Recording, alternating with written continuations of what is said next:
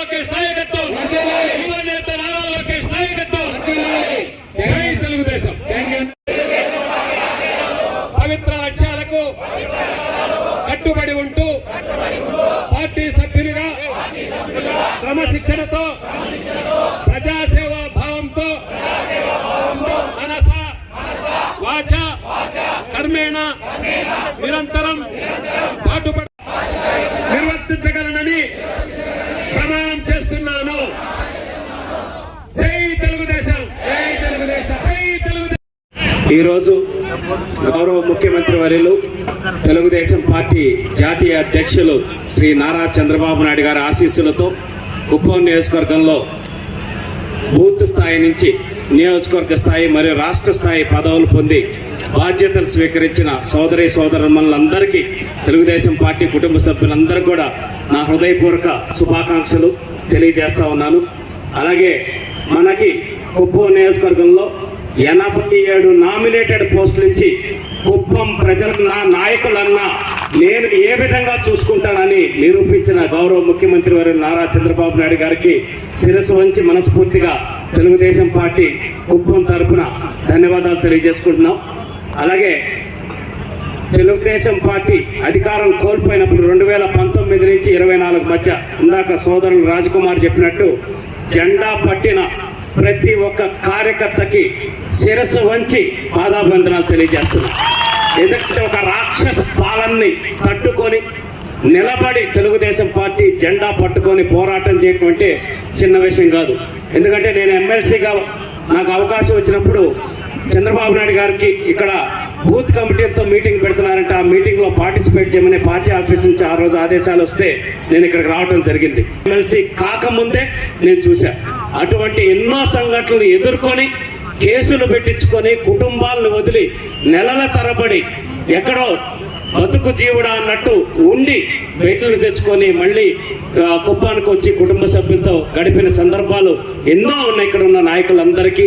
అటువంటి కేసులు పెట్టుకొని ఇబ్బందులు పడి జైళ్ళకి వెళ్ళిన నాయకులు, సీనియర్ నాయకులు ఇక్కడ ఉన్నారు. సీనియర్ ఆ వయసులో కూడా జైల్లో ఉన్నారు. రాజ్కుమార్ గారు కానీ, మంజు గారు, ఇంకా చాలామంది జైళ్ళలో కూడా రమారమి 32 మంది దాకా మున్సోమన్న ఇట్లా ఎంతోమంది జైల్లో ఉండి ఇబ్బంది పడి కూడా తగ్గకుండా తెలుగుదేశం పార్టీ జెండా దింపకుండా చంద్రబాబు నాయుడు గారి కోసం పోరాడి ఈ నియోజకవర్గంలో చంద్రబాబు నాయుడు గారిని 1,00,000 మెజార్టీ లక్ష్యం పెట్టుకుంటే 1,00,000 దాకా మనం రీజనల్ నియోజకవర్గ స్థాయిలో ఒక పాజిటివ్ వాతావరణం అనేది వస్తుంది. పార్టీలో ఒక ఉత్సాహంతో ముందుకు వెళ్తుంది.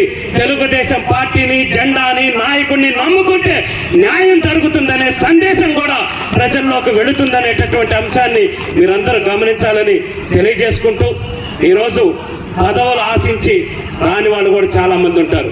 దయచేసి ఇది ఒక పదవులు రావటం అనేది పులి స్టాప్ కాదు, పదవులు పోవటం అనేది పులి స్టాప్ కాదు, ఒక కామా మాత్రమే.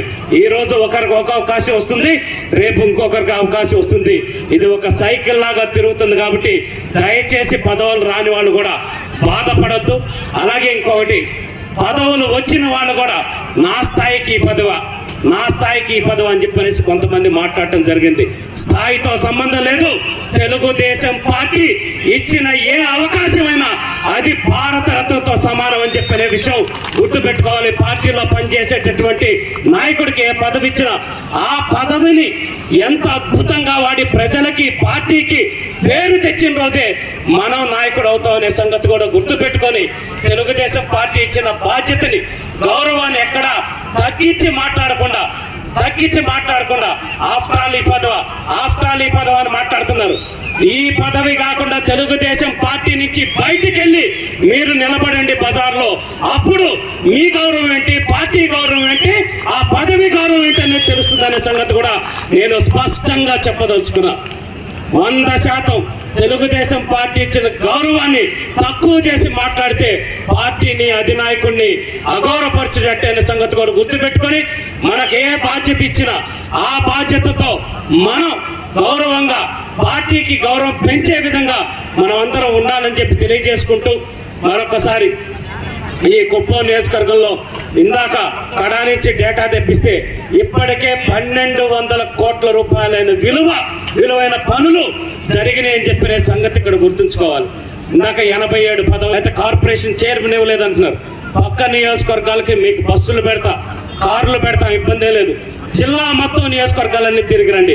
ఆ నియోజకవర్గంలో రాష్ట్ర స్థాయి పదవులు ఎన్ని ఇచ్చారు, ఆ నియోజకవర్గంలో మిగతా పదవులు ఎన్ని ఇచ్చారు ఒక్కసారి లెక్కలు పెట్టుకొని రండి. కనీసం 3 రెట్లు ఎక్కువ పదవులు ఈ రోజు చంద్రబాబు నాయుడు గారు కుప్పం నియోజకవర్గంలో ఆయన కోసం పనిచేసిన నాయకులకి, కార్యకర్తలకు అనేది ఇవ్వటం జరిగింది. కాబట్టి ఎప్పుడు ఆ విషయంలో, గౌరవ విషయంలో 3 రెట్లు ఎక్కువగానే ఈ నియోజకవర్గంలో చంద్రబాబు నాయుడు గారు చేస్తున్నారు. కాబట్టి ఆయన చేసే మంచిని మనం 10 మంది ఉన్న చోట మాట్లాడాలి. పార్టీలో ఏదైనా లోటుపాట్లున్నా అంతర్గతంగా కూర్చొని మాట్లాడుకోవాలి. కానీ మనం 2 రివర్స్ చేస్తున్నాం.